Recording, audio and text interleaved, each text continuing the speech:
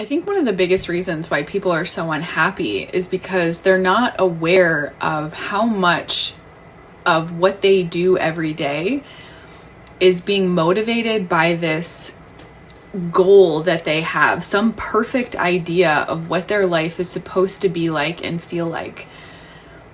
And it's really quite dangerous because it's not possible to ever get to that place. Everything that we are doing here is refinement.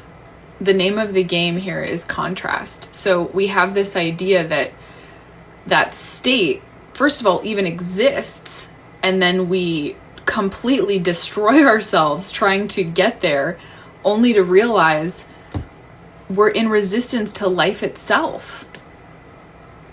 And how much can we actually thrive when our baseline is that no matter what we do, we're never going to get to that place because that place doesn't exist.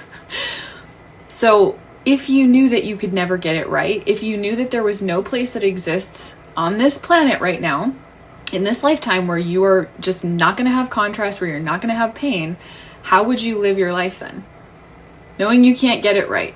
Knowing you're not doing anything wrong, because that's the other thing. People walk around acting like they're doing something wrong all the time. What if you're exactly where you need to be?